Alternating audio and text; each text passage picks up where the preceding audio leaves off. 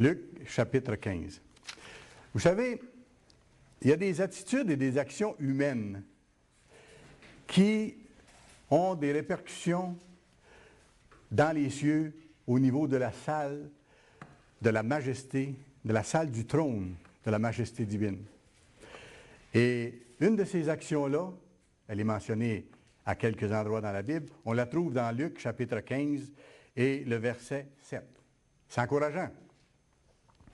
De même, je vous le dis, il y aura plus de joie dans le ciel pour un seul pécheur qui se repent que pour 99 justes qui n'ont pas besoin de repentance.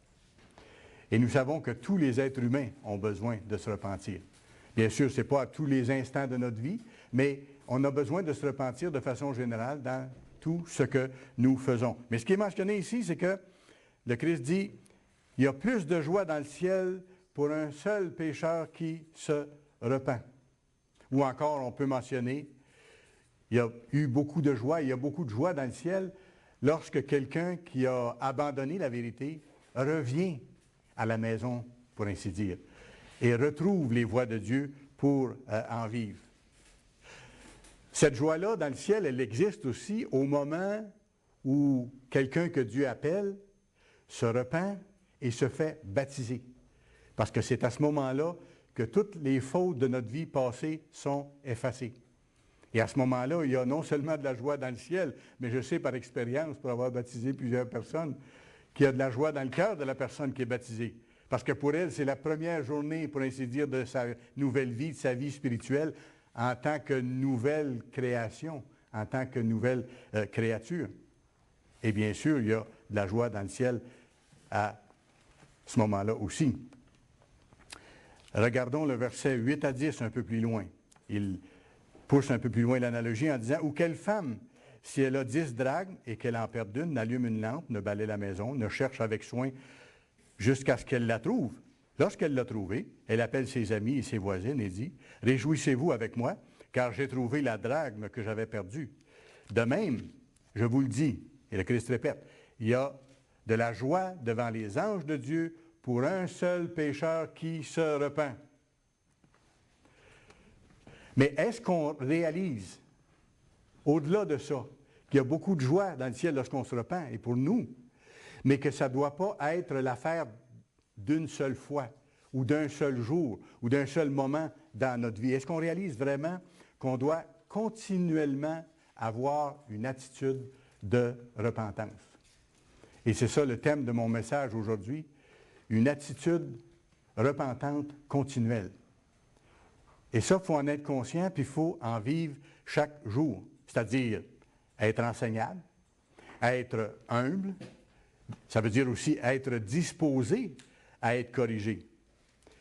Quand on voit dans la parole de Dieu qu'il y a quelque chose qu'on fait qui est contraire à la volonté de Dieu, on doit déterminer de changer et faire les efforts, demander l'aide à Dieu pour le faire. Si on voit par nos actions que ça crée des réactions négatives chez d'autres, ça veut dire qu'on transgresse une loi, là, on fait quelque chose qu'on ne devrait pas faire. On doit peut-être aborder les autres avec plus de douceur. Alors, on doit avoir l'humilité de reconnaître ça, d'analyser nos propres façons de faire, puis là, de dire, je veux changer ça. Ça, c'est l'attitude de repentance continuelle. De se repentir quand nos fautes nous sont montrées, soit dans un message par les serviteurs de Dieu, soit dans la Bible, quand on lit sa parole, ou soit par des gens autour de nous, quand on voit leur réaction être un peu négative par rapport à nous. C'est parce que nous, on a mal présenté les choses, ou on a réagi trop vite, ou tout ça. À la Pâque, chaque année, on renouvelle notre engagement. Et c'est formidable.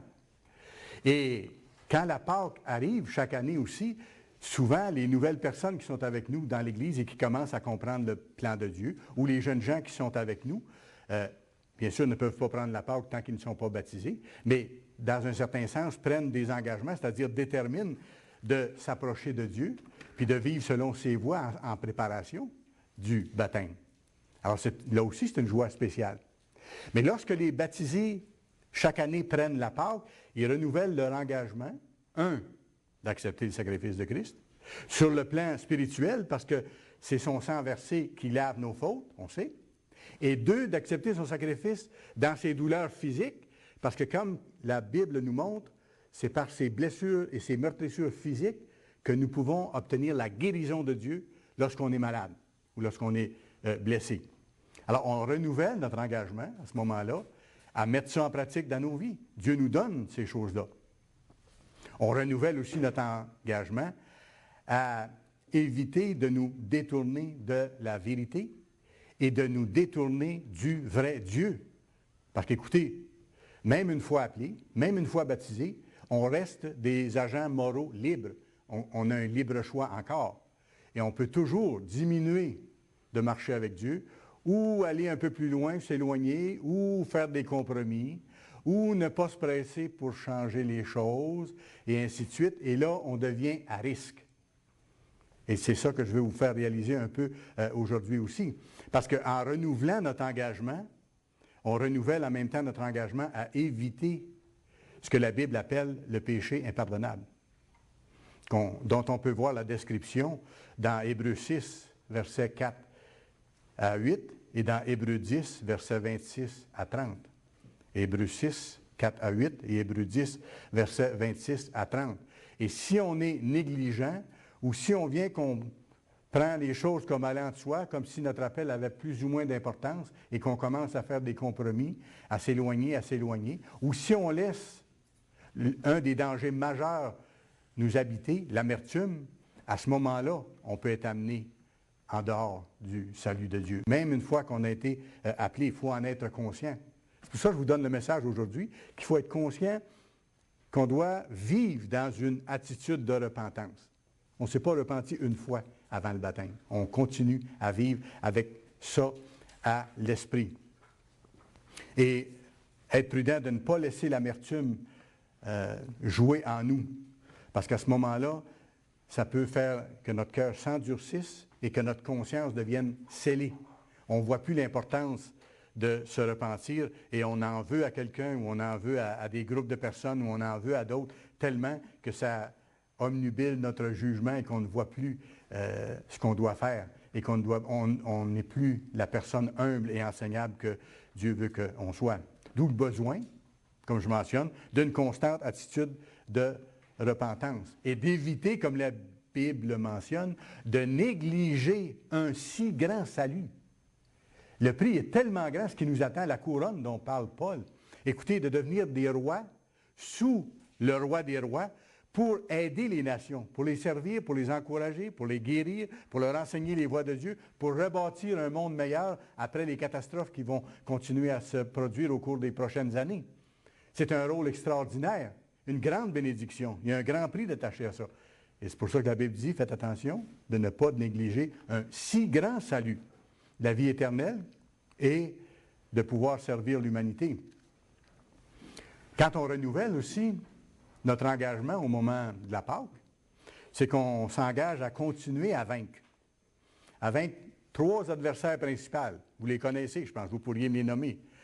À vaincre celui que la Bible appelle comme le Dieu de ce siècle, Satan, qui est en arrière de toutes les opérations de la société telle qu'on la connaît actuellement, avec toutes ses violences, ses mensonges, ses cruautés et ainsi de suite. À vaincre aussi ce monde-là qui nous entoure et qui met beaucoup de pression sur nous, pour nous amener à vivre autrement qu'on devrait vivre, et à vaincre aussi notre propre nature humaine à nous autres. Parce que chacun de ceux que Dieu appelle viennent de ce monde-là, sont issus de cette société-là, de cette culture-là. Et c'est pour ça que le Christ répète à plusieurs reprises dans le livre d'Apocalypse, si vous pourrez aller le voir chez vous, Apocalypse chapitre 2 et 3, lorsqu'il décrit les différentes étapes de l'Église au cours de l'histoire. Il donne des caractéristiques des Églises et à chacune des Églises, ça revient constamment à la fin de ce que le Christ mentionne concernant cette étape-là en particulier. Il dit à celui qui vaincra, voici ce que je vais donner. Donc, il y a une question de persévérer dans une attitude de victoire sur nos faiblesses humaines jusqu'à la fin. Et c'est bien dit d'ailleurs dans Matthieu 24 que c'est uniquement ceux et celles qui vont persévérer dans cette lutte-là jusqu'à la fin, qui vont être sauvés, c'est-à-dire qui vont recevoir la couronne et la vie éternelle. Et ce n'est pas du tout par notre force. Si c'était par notre force, ce serait décourageant, très décourageant. mais ce n'est pas par notre force, c'est par la puissance de Dieu. Vous savez, il y a certains prédicateurs qui s'adressent aux gens de façon flamboyante avec des messages horriblement faux et qui amènent les gens sur des fausses pistes quant à ce que Dieu veut que nous fassions. Il y a certains prédicateurs, par exemple, qui vont vous dire « Vous êtes sauvés une fois pour toutes. Vous êtes sauvés une fois pour toutes. Jésus-Christ, en donnant sa vie, a payé l'amende pour vos péchés passés, présents et futurs. » C'est pour ça que certains faux prédicateurs disent « Vous êtes sauvés une fois pour toutes », parce que selon leur logique et non pas la Bible, ils disent « Le Christ est mort pour vos péchés, donc il est mort pour vos péchés passés, présents et futurs. » Ça sous-entend que vous n'avez plus rien à faire. C'est pour ça qu'il y a beaucoup de gens qui ont le sentiment faux d'être sauvés. Et ces prédicateurs-là vont dire, vous n'avez donc plus besoin de demander à Dieu de vous pardonner vos fautes. Ben non, elles sont pardonnées par le sang du Christ, voyez-vous, selon ce raisonnement faux-là. Mais écoutez, si ça c'était vrai, ce genre de raisonnement-là, il faudrait déchirer plusieurs pages de la Bible qui disent le contraire.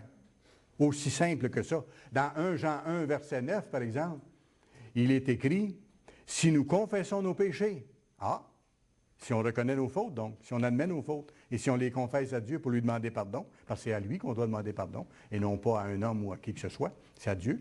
Si nous confessons nos péchés, il est fidèle et juste pour nous les pardonner. » Donc, ça veut dire qu'on a besoin d'être pardonné. C'est un apôtre du Christ, l'apôtre Jean, qui a été enseigné par le Christ lui-même, qui écrit ces choses-là. Et pour nous purifier de toute iniquité. Il va plus loin que ça. Là, il s'adresse aux prédicateurs que je vous parle. Si nous disons que nous n'avons pas de péché, nous le faisons menteur. C'est fort comme accusation. Donc, quelqu'un qui dit aux autres qu'ils n'ont pas de péché, qu'ils n'ont pas à se repentir, que le Christ a payé une fois pour toutes et qu'il a payé pour les fautes passées, présentes et futures, c'est comme si le Christ avait menti en disant « il faut continuer à vous repentir ». C'est pour ça qu'il dit « ils font du Christ un menteur ». Et sa parole, la parole du Christ, n'est pas en nous, si nous disons ça, ou en ces personnes-là qui annoncent un faux évangile. Écoutez, le Christ lui-même, quand il a donné le modèle de prière, celle qu'on appelle le Notre Père dans Matthieu, à un certain moment donné dans la prière, il nous dit de demander à Dieu de nous pardonner nos fautes chaque jour. OK? Donc, c'est un processus qui doit rester avec nous tout au long de notre vie, de continuer de nous repentir. Ce genre de prédication fausse, c'est une fausse théologie qui prétend que Dieu fait tout pour nous à notre place. C'est ça, dans le fond. Que nous, on n'a aucune responsabilité. C'est ça que ça veut dire. Dieu fait tout pour nous. Il a payé l'amende de nos péchés, passés, présents et futurs. Vous n'avez rien à faire. Vous êtes sauvés, réjouissez-vous. Dieu fait tout pour vous et à votre place. Dans le fond, ce que ça fait, ces faux enseignements-là, c'est que ça cache l'aspect du repentir dans notre processus de changement. Non, ceux qui sont appelés, et la Bible est claire là-dessus, ceux qui sont appelés, c'est-à-dire les chrétiens, ont un rôle à jouer. Parce qu'il ne faut pas oublier une chose. Quand Dieu appelle quelqu'un actuellement, et il appelle seulement un petit troupeau, comme la Bible dit pour l'instant, et après il va appeler le reste de l'humanité, mais ceux qui sont appelés maintenant, Dieu travaille à créer dans eux quoi? Son caractère parfait. Il leur apprend à penser comme lui, à décider selon sa volonté, à agir selon ses lois. Et ça, plus on le fait, plus on développe le caractère de Dieu en nous. Et c'est un processus, ça ne se fait pas instantanément. M. Armstrong avait l'habitude de dire qu'il y a une seule chose que Dieu ne peut pas créer instantanément. Hein? Le caractère parfait dans une personne. Parce que, il a donné la liberté de choix à cette personne-là.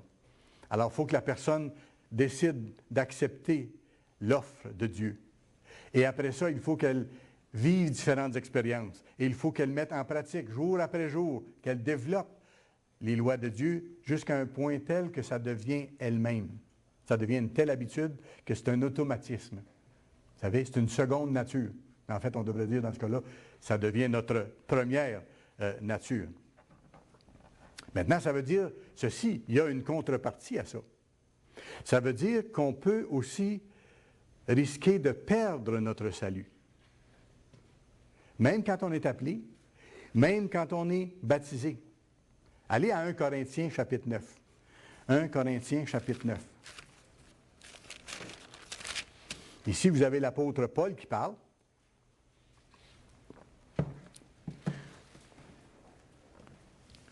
Paul savait qu'il pouvait perdre son salut, c'est-à-dire perdre sa vie éternelle. 1 Corinthiens 9 et le verset 26 et 27. Mais moi, c'est Paul qui parle, je cours, non pas comme à l'aventure, je frappe, non pas comme battant l'air, mais je traite durement mon corps et je le tiens assujetti. Donc, il se disciplinait lui-même, de peur d'être moi-même rejeté après avoir prêché aux autres. Et c'est un apôtre de Dieu qui parle. Il dit, moi aussi, il faut que je fasse attention de ne pas être rejeté, même si j'ai prêché aux autres pendant des années. Il faut que moi-même, je m'assure de ne pas négliger un si grand salut. Et je discipline mes pensées, je discipline mes actions, je discipline mon corps. C'est ça que Paul mentionne ici. On peut aller au verset 24, un peu avant. Ne savez-vous pas que ceux qui courent dans le stade courent tous et qu'un seul remporte le prix? Courez de manière à le remporter. Bien sûr, nous, on ne court pas contre d'autres personnes. Ce n'est pas une compétition. C'est une compétition avec nous-mêmes, d'une certaine façon. Parce qu'on a une couronne à remporter et il faut se montrer digne de l'appel qui nous a été fait, supplier Dieu de nous transformer complètement et maintenir nos objectifs, de discipliner notre corps, d'orienter notre vie selon les volontés de Dieu, pour être là au retour de Christ et être prêt. Et il dit après ça, tous ceux qui combattent s'imposent toutes sortes d'abstinences ou de contrôle, dans le sens grec, si vous voulez. Ils font toutes sortes d'exercices pour obtenir une couronne incorruptible. Mais nous le faisons. Pourquoi? Pour une couronne incorruptible, beaucoup plus. Alors, il y a une question donc d'autodiscipline et de supplier Dieu de nous aider dans ce sens-là. Et c'est intéressant de voir parce qu'au verset 26, « Moi donc, je cours non pas comme à l'aventure. » C'est ce que vous avez peut-être dans votre texte biblique. Mais dans le texte original, c'est plutôt « Je ne cours pas avec incertitude. » Voyez-vous? Paul avait l'assurance de terminer la course. On le voit par d'autres versets ailleurs. Paul avait l'assurance de terminer la course.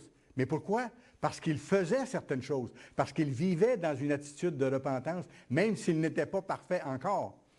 Quand on vit dans cette attitude de repentance, qu'on supplie Dieu chaque jour de nous donner la force de changer, de vaincre telle faiblesse qu'on a ou telle autre faiblesse, Dieu nous aide et à ce moment-là, on se sent proche de lui et on a l'assurance de pouvoir terminer la course. Et ça fait du bien. On a besoin de ça. Autrement, on se regarde et on dit « je ne suis pas capable d'y arriver ». Et c'est vrai, on a raison pour une fois. C'est vrai, on n'est pas capable d'y arriver seul. Mais avec Dieu, on peut y arriver. Paul, même s'il dit ici, il dit, je fais attention, je discipline mon corps, je discipline ma vie, par exemple, pour ne pas être rejeté au bout de la ligne. Il dit, le risque est là, autrement dit. Mais il dit, je peux avoir l'assurance d'y arriver si je fais ce qu'il faut. C'est ça la différence. Tant et aussi longtemps que je me discipline avec l'aide de Dieu à suivre ses voies, je peux avoir cette assurance-là. Et c'est pour ça, Paul, à un moment donné, pas longtemps, je pense, avant qu'il meure, on le voit dans 2 Timothée 4 et le verset 8, Paul, il dit, « J'achève ma course et la couronne de justice m'est réservée. » Il y avait encore cette assurance-là devant lui, qu'il allait pouvoir entrer dans le royaume de Dieu, être investi de la vie éternelle. Allez dans 2 Pierre, chapitre 1. C'est un passage ici qui nous encourage beaucoup dans le sens de cette repentance continuelle que nous devons avoir. 2 Pierre, chapitre 1. Il y a des promesses de Dieu fantastiques ici.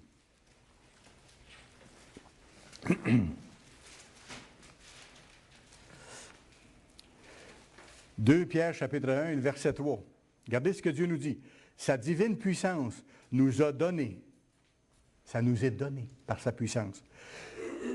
Sa divine puissance nous a donné tout ce qui contribue à la vie et à la piété au moyen de la connaissance de celui qui nous a appelés par sa propre gloire et par sa vertu.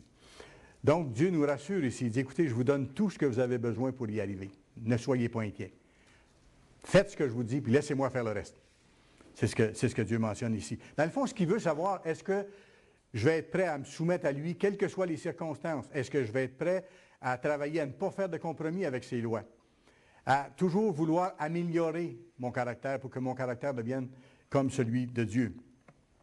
Verset 4. Celle-ci, ces promesses-là, nous assurent de sa part les plus grandes et les plus précieuses promesses, afin que, par elles, vous deveniez participants de la nature divine. C'est ce que je vous dis depuis tantôt. Dieu développe en nous son caractère, sa nature, et faisant les choses qu'il nous mentionne ici, on va le voir, nous allons développer, et nous développons effectivement son caractère, mais par sa puissance. En fuyant la corruption qui existe dans le monde. Cette corruption-là, elle est de plus en plus présente autour de nous autres, puis elle nous influence, elle cherche à nous atteindre, et l'adversaire s'en sert. Mais nous, on doit tenir ferme, laisser ça de côté, fuir la corruption. Verset 5, à cause de cela même, il dit, voici qu'est-ce qu'il nous faut faire. Faites tous vos efforts. Ça, c'est ce que nous avons à faire. Les prédicateurs qui prétendent faussement que les gens n'ont rien à faire, qu'ils sont sauvés, c'est encore une preuve que c'est contraire à la vérité de Dieu. À cause de cela même, faites tous vos efforts pour joindre à votre foi. Vous croyez en Dieu? Oui, il faut aller plus loin. Et demandez-la parce que même la foi vient de Dieu. Il le mentionne au verset 1, que c'est une foi qu'on reçoit en partage. Joindre à votre foi la vertu, c'est-à-dire la force de caractère, la résolution, la détermination. À cette détermination, la connaissance. Et on apprend à connaître Dieu par sa parole et en vivant selon ses lois. Ajoutez à la connaissance la maîtrise de soi, par la force de Dieu. Et à cette maîtrise, ajoutez la patience. À la patience, la piété. À la piété, l'amitié fraternelle. À l'amitié fraternelle, l'amour. Et regardez le verset 11. Si ces choses sont en vous, juste qu'est-ce qu'on vient de voir, tout ce qu'on vient de voir, et ils sont avec abondance, elles ne vous laisseront point oisifs ni stériles pour la connaissance de notre Seigneur Jésus-Christ. Mais celui en qui ces choses ne sont point, regardez bien, celui en qui ces choses ne sont point est aveugle. Et il ne parle pas aux gens du dehors ici. Parce que quand vous regardez dans Apocalypse 3, le verset 17, il y a un groupe de personnes qu'on appelle les Laodicéens. Dieu leur dit, vous êtes aveugles. Vous pensez que vous faites ce qui est bien, mais vous négligez. Vous négligez de changer. Vous prenez à la légère l'appel que je vous ai adressé. Mais celui en qui ces choses ne sont point est aveugle. Il ne voit pas de loin. Et il a mis en oubli la purification de ses anciens péchés. C'est la preuve que ça s'adresse à des gens de l'Église, parce qu'il y a seulement ceux que Dieu appelle et qui sont baptisés, qui voient leurs péchés être purifiés, être lavés. Mais ça revient à la possibilité que Paul évoquait. On peut mettre en oubli la purification de nos anciens péchés et prendre le sacrifice de Christ comme si c'était peu de choses et comme si ce n'était pas si grave de continuer à vivre dans des façons contraires à la loi de Dieu. Et plus on le fait, plus on s'éloigne, moins on voit le besoin de changer et moins on est capable de changer.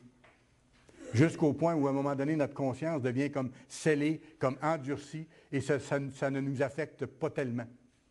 Et des gens en viennent même dans ces situations-là à se comparer à d'autres, ce que la Bible défend de faire, en disant, ben moi, ce que je fais, même si c'est contraire à la loi de Dieu, c'est pas pire, c'est pas si grave. Parce que j'ai vu un autre ou une autre qui font, selon moi, des choses beaucoup plus graves que celles que je fais. Et là, on se donne bonne confiance, on se justifie de continuer à transgresser les lois de Dieu, mais sans s'en rendre compte, on devient de plus en plus aveugle, comme c'est mentionné ici, et comme c'est mentionné à ceux de l'Église de Laodicée,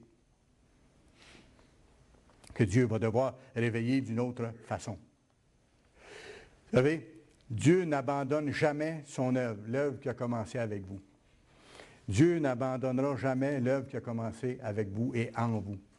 Vous irez voir Philippiens 1, verset 6. Il y a une promesse là encore formidable. Ça dit, celui qui a commencé en vous cette bonne œuvre, c'est-à-dire la transformation de votre caractère, le changement de votre nature humaine en nature spirituelle, celui qui a commencé cette bonne œuvre en vous va la rendre parfaite pour le jour du retour de Jésus-Christ. Alors, il ne vous abandonnera pas, à condition que vous ne vous détourniez pas du Dieu vivant. Vous savez, Dieu a un reproche majeur à faire au groupe des Laodicéens au temps de la fin. Parce que, justement, ils ne sont plus en mesure d'évaluer leur condition spirituelle. Ils se pensent corrects parce qu'ils sont à la bonne place selon eux.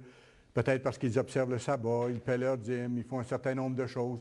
Mais ils ne voient pas leur condition profonde et le besoin urgent de changer toute leur façon de penser et leur façon de vivre.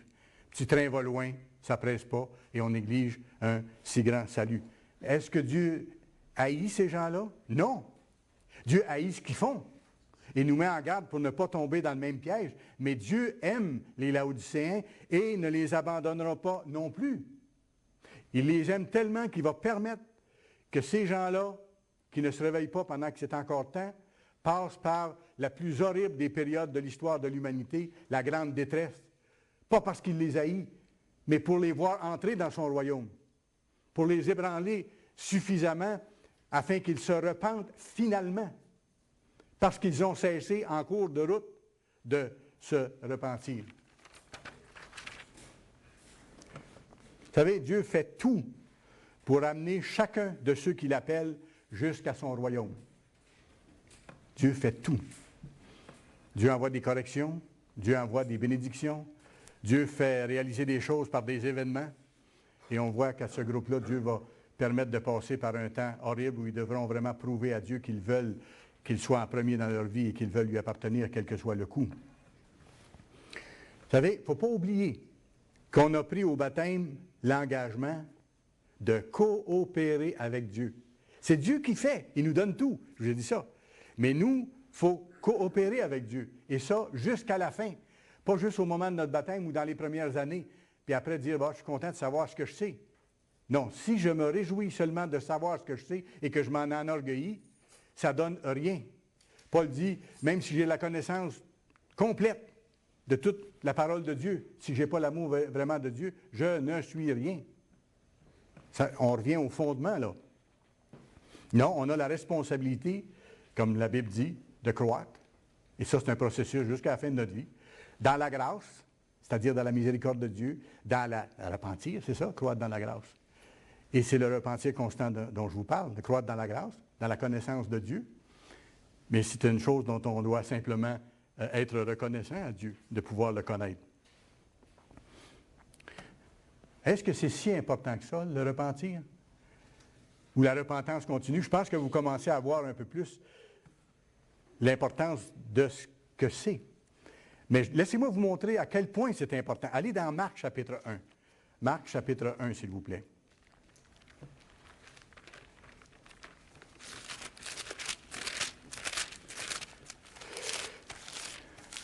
Plusieurs d'entre vous, vous pourriez me dire probablement le contexte de ce passage-là ici.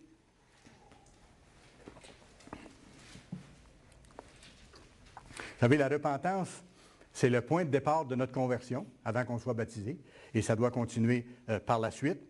Mais c'est aussi le début et le point d'ancrage du message d'évangile que le Christ a donné. Ici, je vous ramène à Marc 1, le verset 14 et 15, où on définit quand le Christ a commencé son ministère d'annoncer l'Évangile et qu'est-ce que c'est l'Évangile. Verset 14, après que Jean eut été livré, Jésus alla dans la Galilée prêchant l'Évangile de Dieu. Bon, et c'est ce que nous devons faire, c'est ce que nous faisons.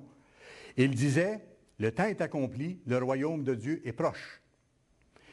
Regardez maintenant ce qu'il disait en détail, la définition. Repentez-vous et croyez à la bonne nouvelle. La première chose dans l'annonce de la bonne nouvelle que le Christ mentionne, c'est justement repentez-vous. Regrettez d'avoir transgressé les lois de Dieu. Soyez attristés d'avoir agi à l'encontre de Dieu, d'avoir amené tout ce mal aussi autour de vous et même dans votre vie. Repentez-vous, ça veut dire regretter d'avoir fait ce qu'on a fait.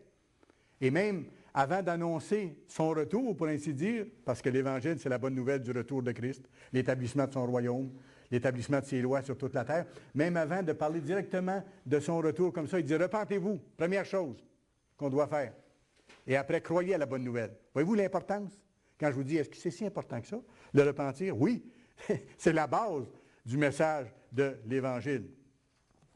Dans Marc 2, verset 17, juste un peu plus loin, c'est écrit, c'est le Christ qui parle, « Je ne suis pas venu appeler des justes, mais des pécheurs. » Et la Bible nous montre que tous ont péché.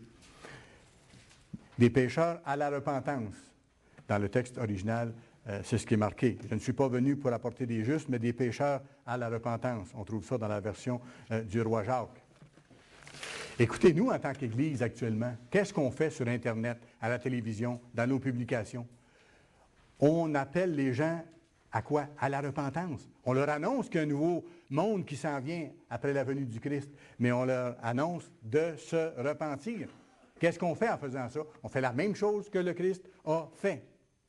J'ai regardé hier, en préparant ce message-là, dans la brochure qui a été publiée par l'Église et qui a été produite par M. Meredith et qui s'appelle « Qui contrôle le temps ». Et regardez dans cette brochure-là encore là, comment M. Meredith appelle les gens de la société autour à réaliser ce qui se passe, à réaliser qu'il existe un Dieu réel et qu'il est en train d'intervenir de façon de plus en plus magistrale sur la face de la terre pour manifester sa présence et amener les gens au repentir. Je vous cite la page 7, une partie de la page 7 de sa brochure.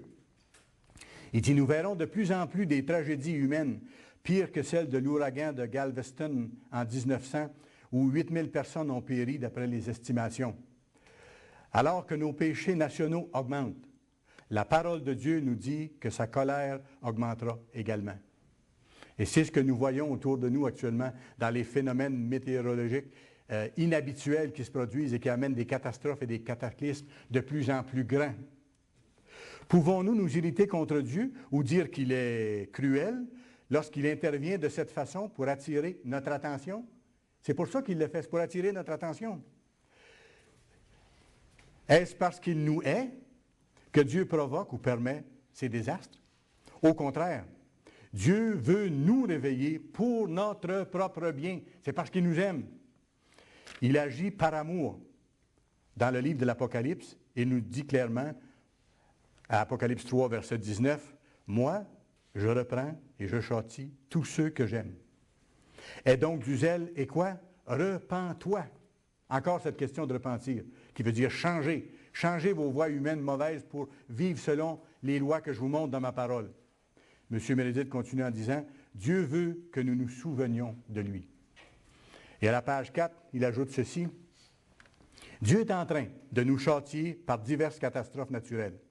À partir du moment où nos péchés personnels et nationaux augmentent, les inondations, les tornades, les violentes tempêtes de neige et les séismes augmenteront aussi.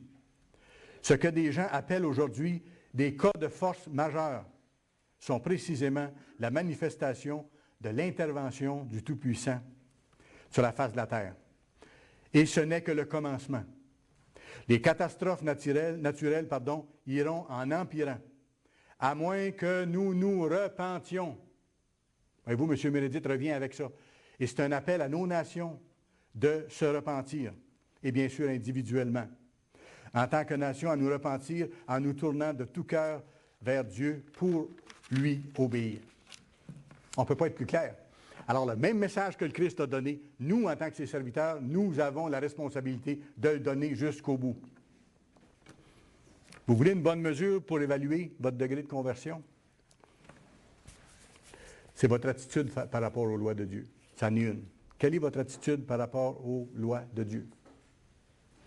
Est-ce qu'il y en a que vous aimez mieux pas regarder? Parce que vous ne voulez pas changer telle chose de votre vie, vous dites, oh, c'est pas si important cette loi-là. Quelle est votre attitude? Est-ce que chaque parole de Dieu, parce que la Bible dit, vous devez vivre de toute parole qui sort de la bouche de Dieu. Est-ce qu'il y a certaines paroles dans la loi de Dieu que vous aimez mieux pas voir, que vous regardez ailleurs plutôt, ou vous passez ce paragraphe-là un peu plus vite, parce que vous ne voulez pas changer telle chose dans votre vie, ou que ça ne presse pas pour changer? Évaluez-vous vous-même. Moi, j'ai à le faire aussi en tant qu'être humain, comme Paul avait à le faire aussi. Parce qu'écoutez, on est des êtres humains. Et quand vous allez voir dans Romains 8, verset 7, ce que Paul dit, il dit ceci, « L'affection de la chair, c'est-à-dire nos pensées humaines, notre justice humaine, notre nature humaine, c'est ça l'affection de la chair, ce que la chair aime. L'affection de la chair, elle est quoi? Inimitié contre Dieu. Elle est ennemie de Dieu, en partant. Alors, il y a du ressentiment envers Dieu parce qu'on ne veut pas voir ses lois. Au point de départ, Tous les êtres humains ont cette réaction-là. Ah, Dieu ne peut pas me demander telle chose, pour telle ou telle raison. Dieu ne pourrait pas demander ça. Dieu est un Dieu d'amour, c'est trop, ainsi de suite. La repentance, vous savez, c'est plus que la prise de conscience intellectuelle du péché. Je reviens à la dernière phrase de Romains 8, verset 7, parce que j'ai passé outre, mais elle est importante. Il dit, l'affection de la chair, elle est inimitié contre Dieu, parce qu'elle ne se soumet pas à la loi de Dieu au point de départ. Et si Dieu n'appelle pas une personne, la personne ne s'y soumet pas et ne veut même pas s'y soumettre, et qu'elle ne le peut même pas. Ça, ce petit bout-là est important. La nature humaine, notre nature humaine, elle ne peut pas. Une fois qu'on sait ça, mais qu'on voit dans la Bible les autres passages qui nous montrent comment ceux que Dieu appelle peuvent arriver à vaincre, on est encouragé parce qu'à ce moment-là, on peut avoir d'ailleurs, de la part de Dieu, la force nécessaire. Paul dit, c'est dans 1 Corinthiens, je pense, il dit « Je puis tout par celui qui me fortifie ». C'est ça. De moi-même, je ne peux rien, mais je puis tout par celui qui me fortifie. Alors, je reviens à ça. La repentance, c'est plus qu'un exercice intellectuel pour identifier le péché. Ça, c'est facile. On peut regarder les 10 commandements. On dit, voici, bon, tel commandement dit, tu ne mentiras pas. Si j'ai menti, je sais que j'ai transgressé la loi. Ça, c'est une connaissance intellectuelle de la loi de Dieu. Non, la vraie repentance va plus loin. Elle engendre une profonde tristesse d'avoir péché. Il y a une tristesse qui vient avec ça, on doit réaliser. Et si on a de la misère à l'avoir, on peut la demander à Dieu. La vraie repentance engendre une profonde tristesse. Il y a une dame dans la Bible qui en est un bel exemple, et vous allez trouver ça en allant voir vous-même dans Luc, chapitre 7 et le verset 38. Vous savez, le Christ était entré manger chez une de ses connaissances, et tout à coup, il est entré une femme qui était une prostituée à l'époque, qui avait beaucoup de péchés, comme chacun d'entre nous ont beaucoup de péchés à se faire pardonner de la part de Dieu. Qu'est-ce qu'elle a fait, cette dame-là? Elle avait conscience d'avoir transgressé les lois de Dieu. Elle réalisait que l'homme qui était devant elle, c'était le Christ. Et cette femme-là est venue laver les pieds du Christ avec un parfum très cher qu'elle avait acheté. Et en lui lavant les pieds, elle pleurait. Pourquoi? Parce qu'elle réalisait la gravité de ses fautes. Question. Maintenant, je vais plus loin. Et nous aussi, on doit réaliser la gravité de nos fautes. Allez à Marc, chapitre 6. On était dans Marc 1. Allez à Marc, chapitre 6, s'il vous plaît.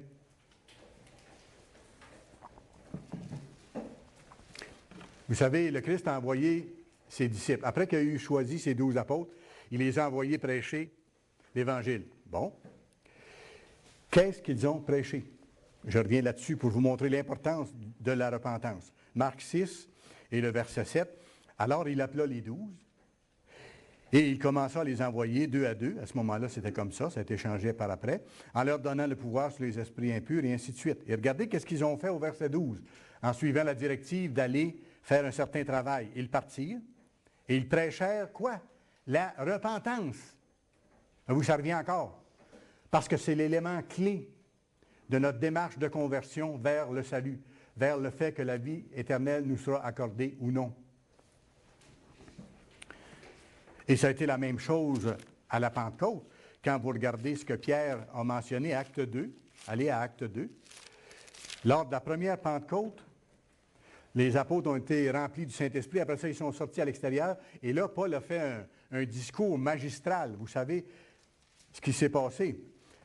Acte 2, verset 38. Et qu'est-ce qu'il a dit aux gens à ce moment-là? La première chose qu'il leur a dit, « Repentez-vous ». Encore le repentir. Et que chacun de vous soit baptisé au nom de Jésus-Christ pour voir vos péchés pardonnés et pour recevoir le Saint-Esprit.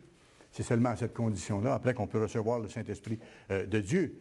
Et juste un peu plus loin, Acte 3, verset 19, pas Paul, mais Pierre continue en ces termes, et il répète, « Repentez-vous donc et convertissez-vous afin que vos péchés soient effacés. » Alors, se repentir, c'est regretter ces péchés-là, justement, et vouloir changer pour que ce soit effacé. Allez à Hébreux maintenant, chapitre 6. Hébreux, chapitre 6. Alors, comme on l'a vu, la repentance, apporte beaucoup de joie dans la salle du trône de Dieu. Pour Dieu, pour son Fils, pour les anges qui sont là autour. Et la repentance constitue une partie majeure du message de l'Évangile. On vient de le voir aussi. Et ce n'est pas pour rien, à ce moment-là, j'arrive au troisième point, dans le fond, c'est que la repentance, c'est aussi une doctrine de base des doctrines de l'Église. Tout ça se tient, tout ça va ensemble exactement. C'est le fondement des doctrines de l'Église. Hébreux 6, c'est le verset 1. C'est pourquoi, laissant les éléments de la parole de Christ, tendons à ce qui est parfait. Ça, c'est notre objectif, devenir parfait comme le Père est parfait, revêtir la stature de Christ. Sans poser de nouveau le fondement. Bon, il commence à énumérer maintenant 6 points du fondement des doctrines de l'Église. Sans de nouveau poser le fondement. Et c'est quoi le premier? Du renoncement aux œuvres mortes. Ça, c'est la repentance encore. C'est une autre façon de le dire. Renoncer aux œuvres mortes, c'est se repentir des actions qui nous ont amené la peine de mort éternelle sur nous.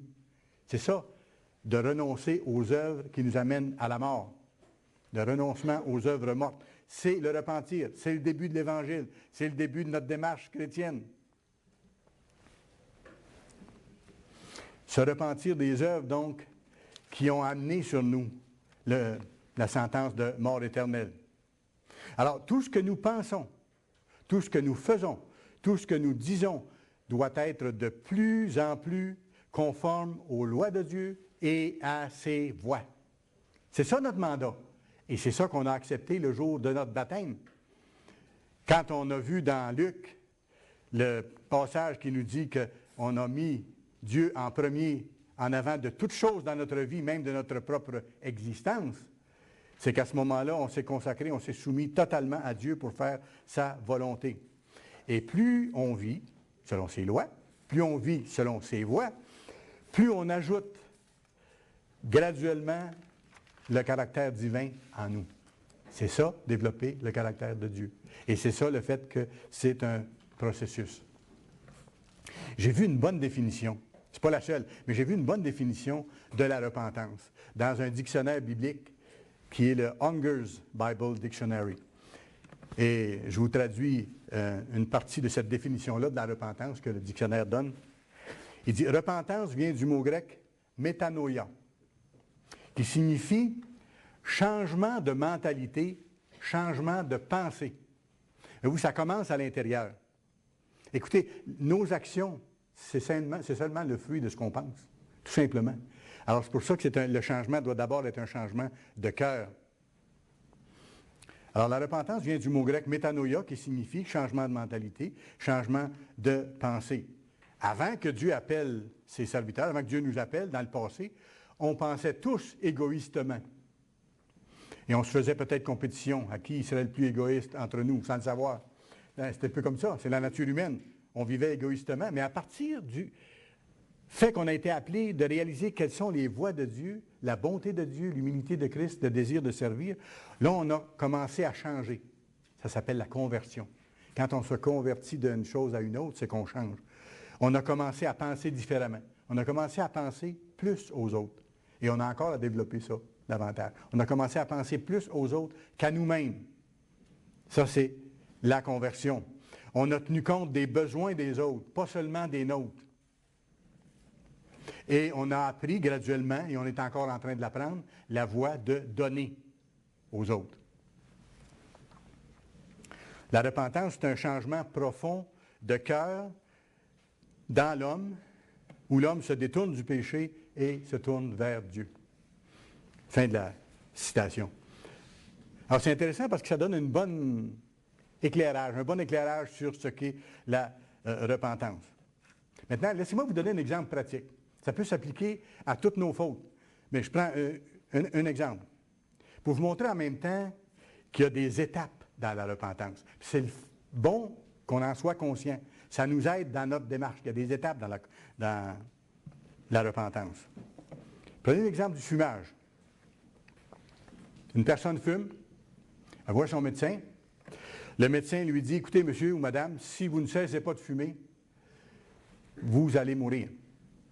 OK? Laissez-moi vous dire que c'est une bonne motivation. C'est un élément motivateur important, intéressant. Oui? Et ça a aidé plusieurs personnes dans le passé. Ça a aidé plusieurs personnes. Vous savez, la peur, parfois, c'est un bon point de départ pour changer. Oui, Dieu le sait aussi. Et Dieu utilise ça aussi par rapport à nous. Je me souviens, lorsque j'ai commencé à découvrir dans la Bible le plan de Dieu, et que j'ai vu que le Christ allait revenir, mais que juste avant son retour, il allait y avoir une période de grande détresse comme jamais il y en avait eu sur la face de la terre, et qu'il allait y avoir des horreurs comme c'est pas possible à cause de la méchanceté de l'homme, ça m'a fait peur. Oui, ça m'a fait peur. Mais en même temps, ça m'a aidé. Ça m'a aidé à me réveiller, ça m'a ébranlé. Voyez-vous, Dieu se sert de ces choses-là. Il va faire la même chose avec les gens bientôt. Lorsque les événements majeurs vont frapper, il y a des gens qui vont se poser des questions. Ils vont dire, il y a peut-être un être qui maîtrise tout ça et qui est en charge et vers lequel je peux me tourner pour avoir l'aide nécessaire. Alors, ça m'a aidé. Il a eu mon attention. Il a attiré mon attention correcte. Et cesser de fumer, c'est la même chose. Si vous ne cessez pas de fumer, vous allez mourir. Bon, maintenant, si la personne arrête de fumer, est-ce qu'elle s'est repentie? Ah! Elle ne s'est pas repentie selon Dieu. Elle a arrêté de fumer. Elle avait peur de mourir, elle a arrêté de fumer. Mais ce n'est pas le repentir selon Dieu. Pas du tout. Elle avait peur ou elle avait peur de mourir. C'est une première motivation qui peut aider, dans certains cas, à aller plus loin. Mais s'il y a juste ça, Dieu aime mieux voir quelqu'un qui ne fume pas que quelqu'un qui fume, c'est sûr. Mais ce n'est pas un repentir selon lui, selon Dieu. Il y a un deuxième pas qui doit être fait. C'est que le fumeur qui est appelé à connaître les lois de Dieu, ou est appelé à faire partie de la famille de Dieu en ce moment, doit en venir ensuite à se rendre compte que le fait de fumer, c'est une transgression des lois de Dieu. Alors là, ça c'est le deuxième pas, voyez-vous. Le premier pas, il y a eu la peur, là. Après ça, il dit, oui, mais je vois dans certaines choses dans la loi de Dieu que si je continue à fumer, je transgresse les lois de Dieu. Et si je continue à transgresser les lois de Dieu et que je ne change pas, on connaît les résultats. Il n'y a pas de petite et de grande faute. Hein? C'est un tout avec Dieu. Alors, la personne réalise que c'est une transgression des lois de Dieu de plusieurs façons. Et je me rappelle quand je suis venu à l'Église, quand j'ai dû affronter cette difficulté d'arrêter de fumer, c'était pas facile, mais il fallait. Je me disais, si je veux obéir à Dieu, je n'ai pas le choix. Alors j'ai pris les grands moyens à ce moment-là pour arrêter, et ça a été possible. Ce que je ne croyais pas possible, mais ce n'est pas par notre force, je reviens à ça, je puis tout par celui qui me fortifie. Alors, ça transgresse les lois de Dieu de plusieurs façons. Quand on s'arrête à y penser comme il faut, ça transgresse le 10e commandement, ce qu'on ne convoitera pas. Quelque chose qu'on ne doit pas avoir, mais qu'on veut avoir. C'est la même chose pour la drogue, que ce soit la marijuana ou le crack ou quoi que ce soit. C'est le même principe. C'est convoiter quelque chose qu'on ne doit pas avoir. Alors, c'est la transgression du 10e commandement. C'est aussi la transgression du commandement sur l'idolâtrie, si vous y pensez comme il faut. Parce que la personne met entre elle et Dieu un tout petit Dieu qui boucane. Oui, tout simplement. Tout simplement. C'est ça. Et c'est tellement vrai que c'est difficile d'arrêter. Quand il parle d'être esclave de la cigarette ou esclave de la drogue et tout ça, c'est parce que ce Dieu-là nous contrôle. Ce n'est pas nous qui le contrôlons. OK? C'est la même chose pour les autres choses, trop manger, trop boire, ou enfin, ces choses-là aussi. Mais c'est une idolâtrie lorsque c'est au-delà, lorsque ça devient un écran entre Dieu et nous. Allez à 1 Corinthiens 6. 1 Corinthiens 6. Donc, je vous dis, c'est la même chose pour chacun des péchés, chacune des transgressions des lois de Dieu. 1 Corinthiens 6. La personne a eu peur de mourir. La personne a réalisé, comme ça a été mon cas dans le passé, que c'était une transgression des lois de Dieu et qu'il fallait que je change. Alors j'ai supplié d'avoir son aide parce qu'on voit que ça transgresse plusieurs de ses commandements. Et on voit ici à 1 Corinthiens 6, versets 19 et 20, que cette mauvaise habitude-là souille le corps et détruit le corps. Les médecins vont vous le dire très facilement. 1 Corinthiens 6, verset 19. « Ne savez-vous pas que votre corps est le temple du Saint-Esprit? » Lorsque vous êtes baptisé, où Dieu met-il son Saint-Esprit dans vous? À ce moment-là, vous devenez ce qui contient le Saint-Esprit, le temple du Saint-Esprit. qui est en vous, que vous avez reçu de Dieu. Il vous a donné ce qu'il y a de plus précieux. Et que vous ne vous appartenez point à vous-même. Alors, je réalise à ce moment-là que je ne peux pas souiller le temple du Saint-Esprit. Alors, voyez-vous, ça semble anodin au point de départ, mais quand on analyse la chose, on voit que c'est une transgression d'une grande partie des lois de Dieu, sinon toutes. En plus que la Bible nous dit que lorsqu'on brise un des commandements et qu'on continue à vivre selon ça, on brise toute sa loi. Ça me laisse où? Je suis coupable et je ne suis pas en train de me repentir. Et si je ne suis pas en train de me repentir, il y a des conséquences. Il faut en arriver, dans le fond, à avoir une répugnance du péché. Mais est-ce que c'est ça la repentance totale? Non. Ah là, je vous surprends un petit peu. Non, ce n'est pas la repentance totale. On va un peu plus loin. C'est pour ça que je vous donne le message aujourd'hui, pour qu'on voit de quoi il s'agit. C'est une bonne direction, mais ce n'est pas encore assez. Ce n'est pas par notre force, rappelez-vous. On a besoin de savoir comment ça marche, d'avoir la force de Dieu, puis de faire les étapes. Puis à ce moment-là, on est en train de le faire, on a l'assurance de se rendre au bout, comme Paul mentionnait. Il y a un niveau plus profond de repentance. Allez à Psaume 51. Psaume chapitre 51.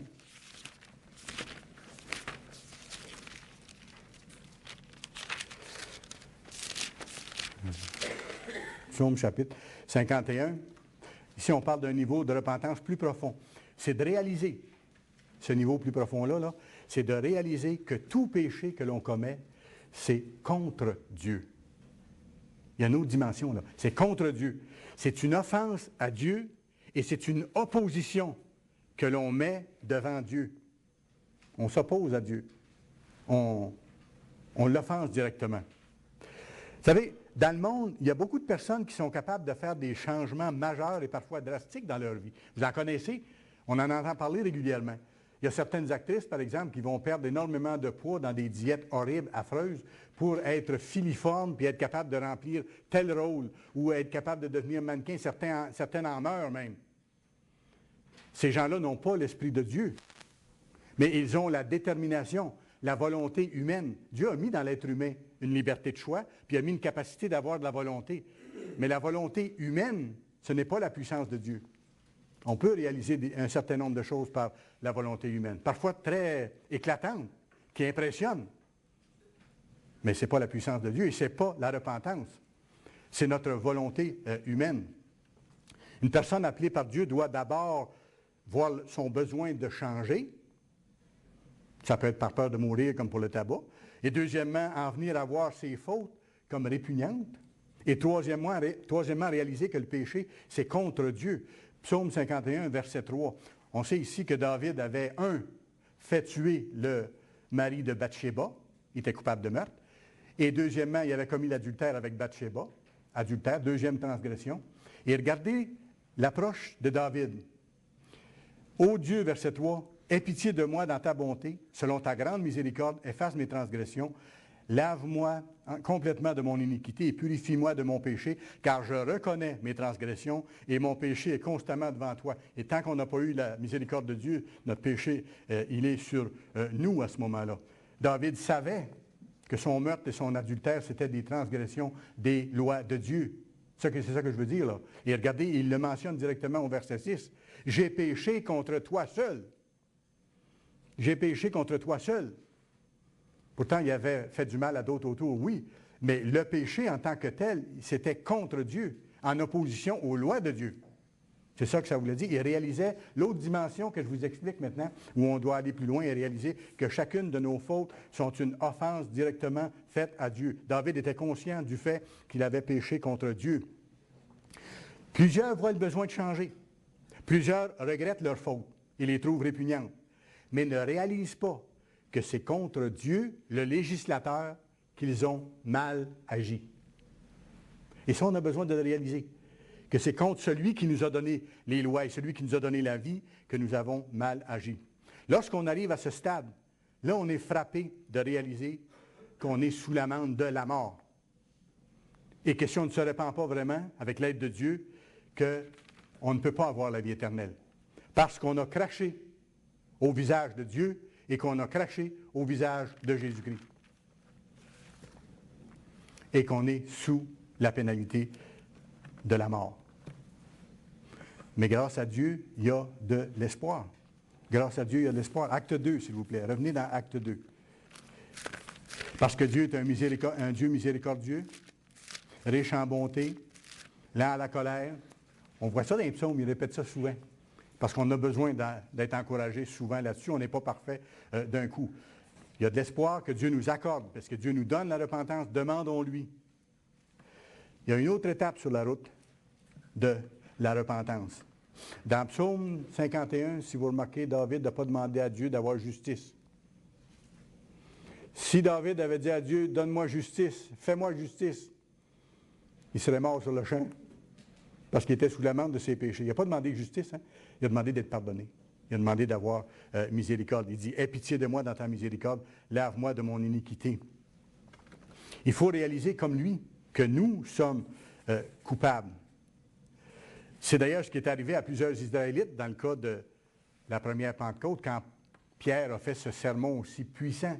Ils ont réalisé qu'ils étaient coupables. Acte 2, verset 36, que Pierre dit ici que toute la maison d'Israël sache donc avec certitude, et il leur parlait là, que Dieu a fait Seigneur et Christ, ce Jésus que vous avez crucifié. Qu'est-ce qui s'est passé après? Après avoir entendu ce discours, ils eurent le cœur vivement touché et ont dit aux apôtres, qu'est-ce qu'on doit faire? Ils ont compris qu'ils étaient responsables de la mort du Christ. Et nous, on doit comprendre la même chose individuellement parce que individuellement, nous avons tous joué un rôle majeur dans la mort du Christ. Et si nous avions été la seule personne sur la face de la terre à n'avoir jamais existé, le Christ aurait dû venir de la même façon et mourir aussi pour nous individuellement. Alors, ils ont demandé à ce moment-là la même chose que nous, on doit demander. Qu'est-ce qu'on doit faire? Est-ce qu'on a des choses à faire? Oui. C'est ce que Dieu nous montre. Par notre force? Non. Par la force de Dieu. Et c'est là qu'est l'encouragement. Après qu'on réalise qu'on a péché contre Dieu, on sait plus profondément ce que nous méritons, la mort éternelle. Mais là, on peut compter sur le grand Dieu qui nous dit dans Romains 2. Regardez Romains 2, un passage tellement encourageant. Romains 2 et le verset 24, où Paul dit, « Méprises-tu les richesses de la bonté de Dieu et de sa patience et de sa longanimité, ne reconnaissant pas que la bonté de Dieu te pousse à la repentance. » Alors, il faut le reconnaître, ça. Dieu nous garde la vie encore pour que nous continuions à nous repentir. Et Dieu est bon et Dieu est patient. Plutôt que de nous traiter avec justice, il nous traite avec patience et avec miséricorde. Toujours dans l'espoir que nous allons profiter de ça pour changer. Ça, c'était dans Romains 2 et le verset 4. Et quand on réalise ça, ça a eu un impact profond sur nous et on apprécie davantage l'amour que le Christ a pour nous et que Dieu a pour nous. Vous pourrez aller voir dans 2 Pierre 3, verset 9, Pierre parle de la même façon, en disant que Dieu ne tarde pas dans l'accomplissement de ses promesses et du retour de Christ. Mais il souhaite que personne ne perde son salut. OK? C'est sûr qu'à un moment donné, il va tracer la ligne. Et si on n'est pas prêt, Dieu n'attendra pas parce que certains n'ont pas voulu se préparer à temps. Non. Mais il dit que Dieu a une grande patience et une grande bonté. En plus, rapidement, je vous donne ça en passant, c'est que la repentance, ce n'est pas la pénitence. Certains d'entre vous, vous venez de grandes religions du monde qui enseignaient la pénitence. Vous alliez à la confesse, et là, vous reconnaissiez vos fautes. Et puis là, habituellement, celui qui vous confessait vous donnait une pénitence. Ça pouvait être de dire un certain nombre de prières répétées à la suite, ou de faire un chemin de croix, ou de faire des bonnes œuvres, et ainsi de suite. Mais il n'était pas question que vous changiez, ou que vous changiez de cœur, ou que vous changiez de pensée. Vous faisiez ça, c'était un peu comme pour payer pour vos péchés.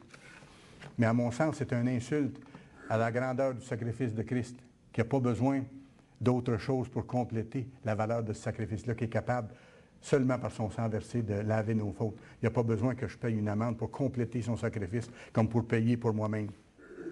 Rapidement, on se repent de quoi?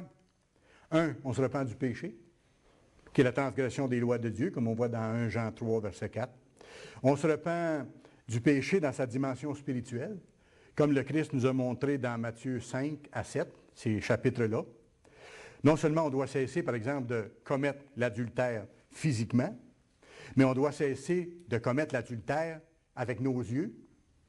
Quand on regarde des choses qui nous amènent à penser à l'adultère ou qui vont dans cette direction-là, on doit cesser de commettre l'adultère avec nos oreilles en écoutant des choses qui vont dans ce sens-là aussi ou qui font partie de ça.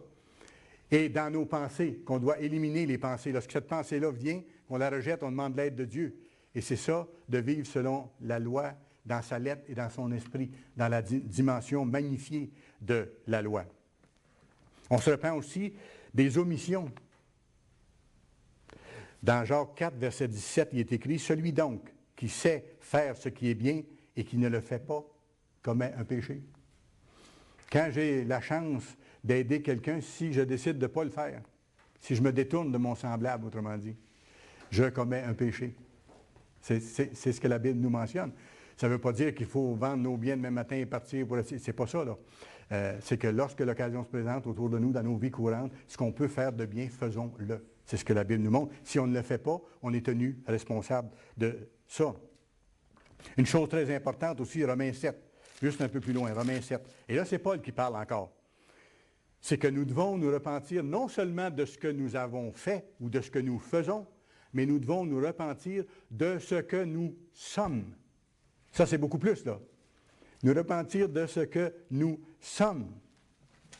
Et c'est Paul qui parle ici, après avoir décrit les combats qu'il y avait dans sa chair. Vous lirez vous-même tout le chapitre 7 du livre de Romains, où il dit « Je vois dans ma chair une autre loi qui combat contre la loi de mon entendement », c'est-à-dire qu'il connaît la loi de Dieu, mais des fois il se trompe, il manque son coup et tout ça. Il dit il y a de la misère, mais c'est par Dieu, grâce à Dieu, qu'il peut y arriver. On le voit plus loin, mais le combat est réel, comme pour nous. Les combats sont réels, mais on doit être conscient qu'ils sont là, compter sur Dieu, puis faire du progrès avec la puissance de Dieu ici.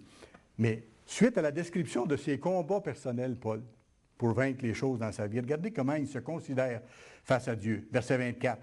« Misérable que je suis. » Misérable que je suis. Et où il dit, c'est ce qu'il est. C'est ma nature. Et je regrette, je me repens de ce que je suis. M. Armstrong parlait un peu dans ces termes-là. Ceux qui ont lu son autobiographie, quand il parle du moment de sa conversion au début, où il a réalisé qu'il avait causé la mort de Christ, le mal qu'il avait fait, toutes les transgressions de la loi, ce qu'il avait changé dans sa vie, il dit qu'il s'est vu comme un tas de rebut. Il dit, je me suis vu même comme un âne égoïste. Tu sais les mots qu'il a employés. Alors ça, c'est de s'humilier devant Dieu, de reconnaître qu'on n'est rien, mais qu'on est coupable et qu'on a besoin de la miséricorde de Dieu. Puis à ce moment-là, on peut l'apprécier. Mais on se repent de ce qu'on est. Parce que notre nature humaine, qui fait tantôt le bien, tantôt le mal, et là, c'est trompeur pour nous autres. Parce que tantôt, on a des aptitudes naturelles à faire le bien, puis on a des bonnes naturelles à faire le mal aussi, là. Les deux. Mais notre nature humaine, c'est ce que nous sommes. Nous sommes nature humaine. Et là, on est dans le processus de remplacer cette nature humaine-là par la nature de Dieu. Alors, il faut demander à Dieu qu'il nous fasse voir nos fautes. David a demandé ça à Dieu, de lui faire connaître ses fautes. Faisons la même chose. Ayons pas peur, soyons prêts à recevoir la réponse, par contre. Demandons à Dieu de nous montrer, de nous voir tels que nous sommes. Il y a un point important aussi ici. Si vous et moi, on ne connaît pas notre nature humaine, comment est-ce qu'on peut être en train de la vaincre? C'est pour ça qu'on a besoin de demander à Dieu de nous la montrer. Et même d'être attentif aux réactions de ceux autour de nous. Quand on voit qu'il y a des réactions, que les gens nous fuient ou qu'à certains moments donnés, quand je dis des choses ou que la façon que je fais les choses, que les gens réagissent négativement, bien, posons-nous la question, il y a quelque chose que je fais qui crée ça, là. Alors ça, c'est à moi à m'analyser, voyez-vous? Ou si quelqu'un vient vers moi et dit, bien, écoute, quand tu dis ou quand tu fais telle chose ou quand vous faites telle chose, ça me blesse ou tout ça. Si la réaction, ah non, c'est pas ça que j'ai voulu dire, c'est pas ça que j'ai fait, puis il y avait un autre qui m'a poussé, il y a plein d'autres. Est-ce que je suis en train d'observer les lois de Dieu, puis d'avoir l'humilité, d'être enseignable, puis de reconnaître mes fautes? Non. Non, je me défends. Je ne vois pas ma condition spirituelle, puis je ne veux pas l'avoir. Je ne veux pas l'avoir. Mais si je ne veux pas l'avoir, il y a un prix à payer aussi. Ça revient à tout ça. Il ne faut pas oublier, comme dans Jérémie 17, verset 9, qui est écrit, « Le cœur de l'homme est tortueux, par-dessus tout. Il est méchant. Qui peut le connaître? » Qui peut le connaître? Même nous autres, on a de la misère à connaître notre propre cœur. On se pense bon des fois. Et des fois, on est obligé de passer par certaines épreuves pour réaliser qu'on n'est pas si bon que ça. Alors, chaque jour, on doit vivre dans une attitude de repentance. Et le sang du Christ va continuer à nous purifier seulement si nous continuons de nous repentir. C'est un processus quotidien. Une autre chose de laquelle on doit se repentir, c'est de la propre justice. Une autre chose de laquelle on doit se repentir, la dangereuse loi de la moyenne. Dans le sens que si je réussis à mettre en pratique un certain nombre des lois de Dieu, ça me donne une espèce de réconfort à ma nature humaine en disant, bien, je suis bon, j'en fais déjà une bonne partie. L'autre partie, ça, c'est pas... mais j'en fais déjà une bonne partie. Comme quand on était à l'école, vous savez, il fallait avoir 60 pour passer un examen. Il y en a qui se contentaient d'avoir 60,2 et puis là, ils avaient passé. D'autres qui disaient, on va y aller au maximum pour avoir le maximum. Et en faisant ça, ils se préparaient pour leur fonction future dans leur travail. Les autres étaient négligents, voyez-vous. À nous, il faut faire attention aussi, de ne pas dire, bien, je fais un certain nombre de choses, donc je suis correct aux yeux de Dieu. Attention aussi de ne pas condamner les autres ou de ne pas, en anglais, on dit micromanage, ou de ne pas contrôler les autres dans tous les détails. Vous savez, les gens ont leur vie à vivre. Ce n'est pas à moi de dire à mon épouse comment faire les choses à la maison ou tout ça. On peut en parler des fois, mais il y a plus qu'une façon de faire les choses. Je n'ai pas d'affaire à être sur son dos et dire, bien, tu devrais faire ça comme moi, je pense que ça devrait être fait. Là, je juge, je condamne et je critique, surtout dans des domaines où ce n'est même pas mon affaire. C'est assez sérieux et souvent, les couples ont des problèmes à cause de ça parce qu'un ou l'autre, ou des fois les deux, se picorent joyeusement comme ça, en disant à l'autre, tu devrais faire ci, tu devrais faire ça, tu devrais faire ça à telle vitesse et de telle façon, parce que moi, j'ai pensé que c'était comme ça. Ça, c'est de contrôler les autres et ça ne doit pas être fait. On doit se convertir nous-mêmes, on doit se corriger nous-mêmes. Laissez-moi vous donner une petite lettre d'une personne qui a écrit à M. Ames, j'ai trouvé ça superbe, une jeune femme qui a réalisé que la repentance doit être quelque chose de continuel. Et un peu comme Paul, qui a eu peur d'être rejeté à un moment donné. Elle dit, « Cher M. Ames, je vous écris en toute humilité. Tellement de choses se sont passées depuis notre dernière rencontre. » M. Ames avait été son pasteur dans une église locale. « Après avoir quitté le Texas, j'ai gardé une bonne attitude durant un certain temps. Mais je n'ai pas fait ce que vous m'aviez dit de faire. Il a suffi que je ne prie pas une journée pour que le lendemain, ce soit plus facile de ne pas prier.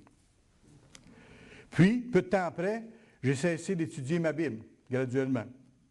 Et ensuite, j'ai commencé à faire des choses que je savais être mauvaises, comme manger du porc, transgresser le sabbat, et ainsi de suite.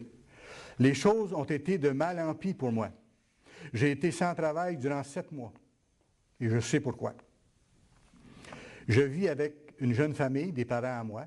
Ils se sont querellés pratiquement chaque soir depuis que je suis ici. Il y a 2 semaines, la situation a empiré.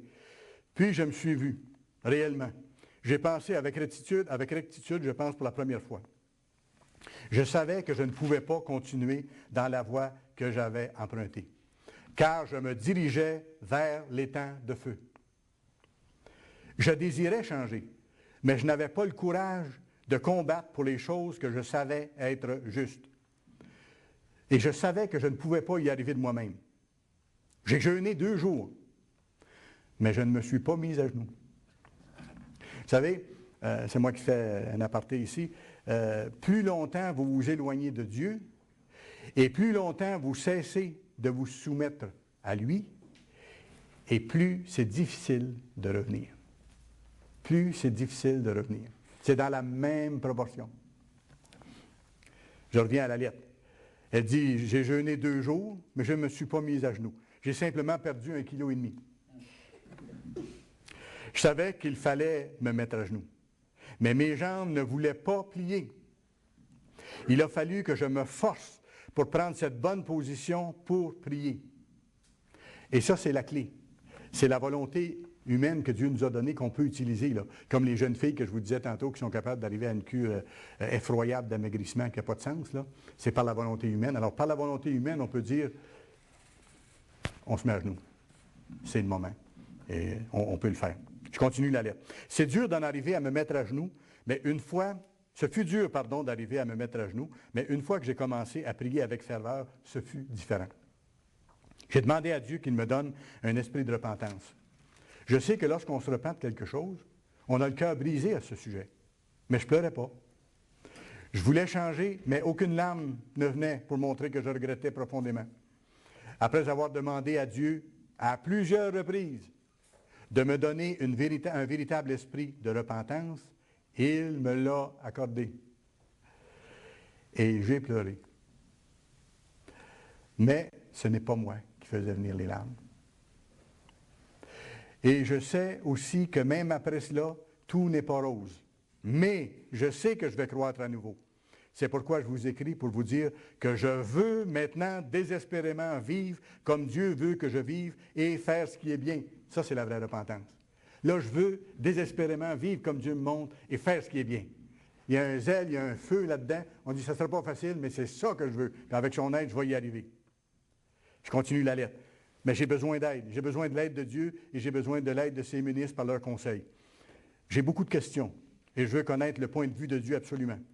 Je réalise à présent que j'ai blessé et fait du tort et du mal à plusieurs personnes. Je veux leur écrire et leur dire à quel point j'ai honte de moi-même. Fin de la citation, fin de la lettre. Ça peut arriver à chacun d'entre nous de nous éloigner de Dieu si nous ne nous disciplinons pas chaque jour, si nous ne déterminons pas de marcher proche de Dieu. Et vous savez une chose, la vraie repentance, elle est facile à voir dans un sens parce qu'automatiquement, elle produit des fruits. Elle produit des changements dans une vie. Allez à Matthieu 3. Elle produit des changements, c'est inévitable, ça ne peut pas faire autrement, ça ne peut pas être caché. Matthieu chapitre 3. C'est pas comme dans certaines réunions de certaines religions où on chante, par exemple, vous avez peut-être déjà vu ça à la télévision, « Venez comme vous êtes, le Seigneur vous aime comme vous êtes, venez comme vous êtes ». Ça veut dire pas besoin de changer, pas besoin de vous repentir, pas besoin de vivre selon les lois de Dieu. Restez dans vos vieux péchés. Vous n'avez pas besoin de changer. Matthieu 3. En préparant la venue du Christ et l'annonce du message de l'Évangile, son cousin, Jean-Baptiste, le cousin du Christ, a prêché. Il a prêché quoi? Matthieu 3 et le verset 1 et 2. En ce temps-là, parut Jean-Baptiste prêchant dans le désert de Judée, et il disait, repentez-vous, repentez-vous. Première chose qu'il disait, voyez-vous, la chose de base, repentez-vous, car le royaume des cieux est proche. Versets 5 et 6, on peut aller plus loin maintenant. Les habitants de Jérusalem et de toute la Judée, de tout le pays des environs du Jourdain, se rendaient auprès de lui et confessant leurs péchés, ils se faisaient baptiser par lui dans le Jourdain. Verset 7. Mais voyant venir à son baptême beaucoup de pharisiens et de sadducéens, pourtant des gens qui observaient techniquement les lois à l'époque, il leur dit, race de vipères, qui vous a appris à fuir la colère à venir?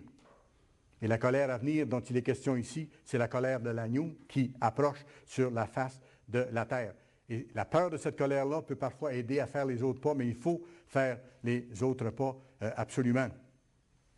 Et verset 8, regardez ce qu'il dit, « Produisez donc du fruit digne de la repentance. » Donc, il doit y avoir des signes, il doit y avoir des évidences dans notre vie qu'il y a des changements. Et les gens doivent être en mesure d'y goûter autour de nous, d'être capables de l'apprécier. Alors, voyez-vous l'importance de la repentance? C'est ce à quoi Dieu nous a appelés premièrement. Repentez-vous et croyez à la bonne nouvelle du merveilleux monde à venir parce que le Christ vient bientôt. Mais repentez-vous et continuez à vivre dans une attitude de repentance. Et c'est un don. Donc, demandons à Dieu de nous guider, de nous corriger, de nous encourager, de nous fortifier parce que tout vient de lui. Et lorsqu'on arrivera dans le monde à venir, on ne pourra pas être orgueilleux et fier de quoi que ce soit. On va lui dire merci de tout ce que tu as fait en moi. Nous, on lui aura demandé. La repentance continuelle, c'est la base de l'Évangile, c'est le point de départ de notre conversion, c'est l'attitude à cultiver chaque jour jusqu'au retour de Christ, et ça fait une grande joie dans la salle du trône du Dieu vivant, pour le Dieu vivant et pour le Christ notre Sauveur.